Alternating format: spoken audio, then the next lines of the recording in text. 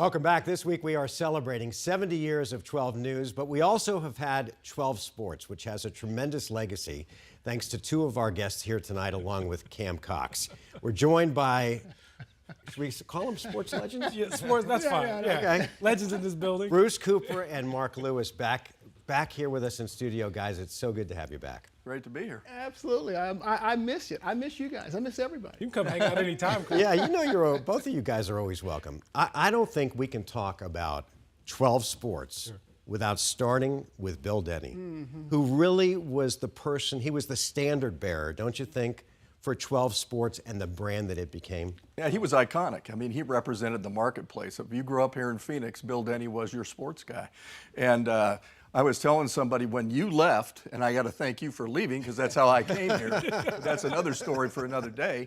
But this car right here was one of 93 Bill had in 15 years I worked at Channel 12. He bought your Beamer and he used the cassette deck as an ashtray. ashtray. But, you know, I don't know about you guys, but Bill promised me when he picked me up for my job interview in the Macho TA, he said, Mark, you can drive it anytime you want. I never got to drive that car. We probably only had it 3 weeks. Dude, you started here as an intern, right? I did. I was an intern for Mark Curtis, who was in sports at the time, Steve Look Pacenti, at that photo. and Bill Denny. And I tell you what, you talk about someone who had great mentorship. I mean, Mark talked about Bill Denny. We're talking about legends.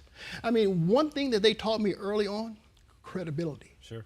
They told me, check your ego at the door.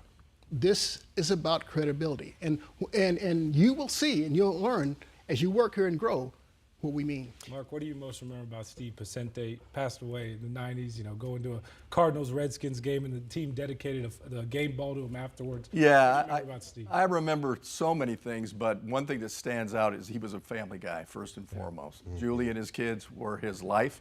In fact, he took a sabbatical right before he passed, which happened to be fortuitous in light of what happened, to be able to spend extensive time with the family. And I'll never forget that Saturday. Coop was working, October 15th, 1994, when we lost Steve. And it was tragic, but he was a remarkable talent and a great guy to be around.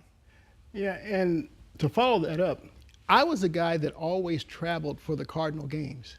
Steve Pacenti asked, he said, Coop, do you mind if I go to D.C.? He says, my children's godfather works out there. I want to go hang out with them a little bit. I said, no problem, Steve. And if you can imagine the shock and horror that came down when I learned that Steve Pacenti was killed in an auto accident when leaving his godfather's home to go join the team at a practice. It was such a devastating time. I mean, but my goodness, I was just thinking, man, if I just would have did that trip myself, Steve, as always, Steve wouldn't have been there. I think, and I'm wondering what you guys think about this, that the thing that made Bill and Steve so entrenched in the Valley sports scene is that they were very approachable as sports people. They were fans. They obviously were objective, but they were also fans, and that came through in their broadcast. What do you guys think was the special ingredient that made them so endearing? Well, Steve was just such a nice guy. I mean, but Bill Denny, on the other hand, I mean, when you go out to a ball game with him anywhere, I mean, everyone knew him and he had time for everyone. Bill, I mean, it was, come on, Bill, we gotta go. He talks with You everyone. were the same way. I know, All right, I told you, I learned from the best. I learned from the best. Guys, when you think about moments and you think about how this valley has changed, Mark, what comes to mind when you think of moments, favorite moments? Well, like I told Mark, when he left in '87, I came here, the Cardinals came here in '88. We're in the NBA Finals in '93. He had to follow Chuck around.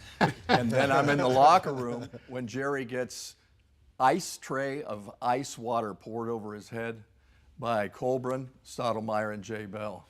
So thank you very much, Mark, for leaving for that little brief time so I could come in, and a lot of great moments that we were able to witness. Well, you know, for me, there are two moments that stand out. You know, as you guys know, and the word antidote, it doesn't exist in my vocabulary, but there are two that stand out. The Cardinals in 1998, Mark just talked about how they got here in '88. 1998, they are having their first winning season, and if they beat the San Diego Chargers, they will go to the playoffs for the first time. Chris Jackie split the uprights, 16-13 Cardinals. Hey, the fans stormed the field. That doesn't happen in the NFL. Granted, the Cardinals were at a college stadium, but as you see, the fans tore down the stadium, they tore up the turf, and I remember looking over to my left and seeing Tommy Bennett, Cardinal safety. He's just sitting on the fence with his arms crossed. I went up, and there's Tommy right there, 28. I said, Tommy, dude, what are you doing here? He says, hey, sit with me. He said, isn't this great? Isn't this great? Let's soak it up. And we did. So that stands out to me. They took the goalposts down. They went downhill. They went everywhere. It was a sea of humanity. And then in '93, you know, my job, we had the Charles Barkley show, Suns Jam Session with Charles Barkley. This never happens either. You don't see a losing team have a parade. But the Suns would run up and they had this parade. And right there, Charles Barkley. My job was to follow Charles in his convertible. And let me tell you something. I'll tell you, that convertible, when it was time for him to roll, it probably moved 2 inches before the crowd just converged on him. Security, police came in. So here's me and my photographer, John Torgoy. We're running with the security and Charles all the way back to America West Arena, where we had to wait atop the balcony for the parade route to finish. Right there. I mean, it was such a goosebump moment. I mean, 300,000 people for a loss. Yeah. Imagine if we ever win the NBA. One of your favorite was the World Series, right? World Series. I come running onto the field after Game 7. I think we were all down there in different places, and I just remember coming out of the tunnel before we went on the air, and my son was there with my father-in-law, his grandfather. And I'm looking up in the stands to try to catch his eye, just because I couldn't sit with them because I was working, but I wanted to make eye contact with him. And just the journey that this young team had been on was just so incredible. And the Valley had its first championship.